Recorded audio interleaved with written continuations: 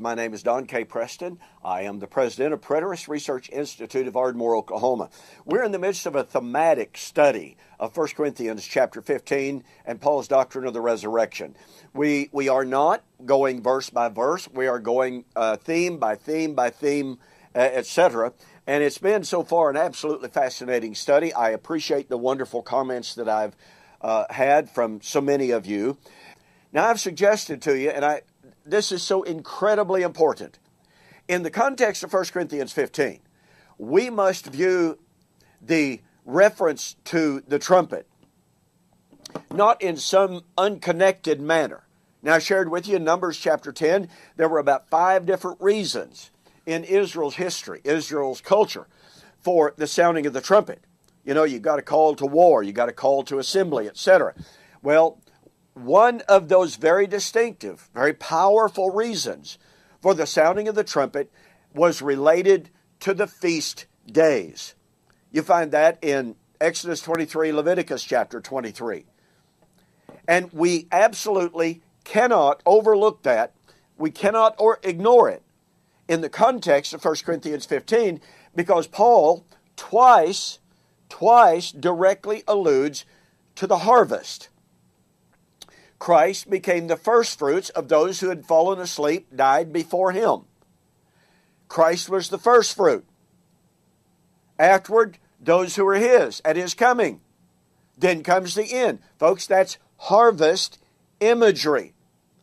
So when Paul then, after twice introducing the subject of harvest, then says that the resurrection comes at the sounding of the last trumpet, he is bringing the mind of his Jewish readers, those familiar with the Torah, the Tanakh, directly focused on Israel's feast days. Now, here's what you need to know.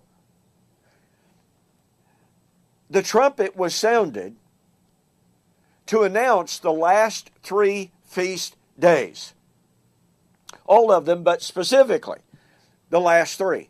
Rosh Hashanah, which happened in Tishri,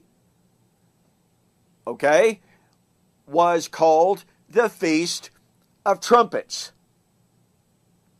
It is directly and inseparably linked with the Day of Atonement. In some rabbinic sources, the Day of Atonement was viewed as the completion of, the consummation of Rosh Hashanah. And then you have at the last, and this complex of feasts were viewed together. They're distinct, yet they are together. But then you have the harvest, the Feast of Sukkot. That's the Feast of Ingathering. It's the resurrection. Now, here's what's so critical about this, folks. We have Paul affirming in no uncertain terms that the harvest had already begun. Christ was the first fruit.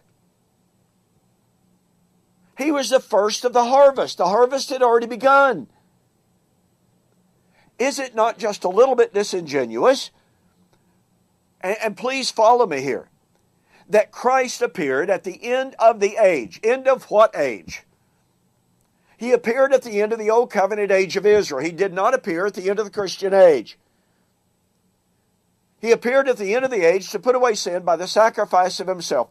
He was raised from the dead in that age. Oh, I know people claim that the Old Covenant age ended at the cross, but that's simply false, has no merit to it whatsoever. Christ was raised from the dead at the end of the Old Covenant age. He was the first fruit at the time of the harvest, the end. You see, Sukkot is at the end. That's what's so significant. Pentecost is first fruit. Harvest is at the consummation. So now we have Paul using this imagery. And so I want to ask you a question to consider. If Christ was the first of the first fruit, he was the first of the harvest. and his resurrection was at the end of the Old Covenant age, are we supposed to believe that the harvest is at the end of a totally different, unrelated age? Those are two different ages, folks. Two different concepts. It was the Old Covenant age that had to be harvested, brought to its consummation. The New Covenant age has no end. Thus, when Paul, speaking of the first fruit as Christ, then those who are Christ at his coming, then comes the end. That's the end of the harvest. The harvest of the Old Covenant age, of which Christ was the first. But the New Covenant age has no end. So the sounding of the last trumpet heralds the imminent consummation of Rosh Hashanah, Atonement, Sukkot. We cannot extrapolate that harvest imagery 2,000 years beyond the first fruit without violating the imagery. First fruit means harvest has begun. Look, you need to get a copy of my book, The Resurrection of Daniel, chapter 12, verse 2, Fulfilled or Future. You will absolutely love the material in here. It will challenge you, to be sure, but you will be absolutely amazed at how powerful the evidence is that the resurrection was in AD 70. Well, we've got a lot more on this sounding of the trumpet, the harvest, the time of the end, proving the resurrection was in AD 70. So we'll see you on the flip side.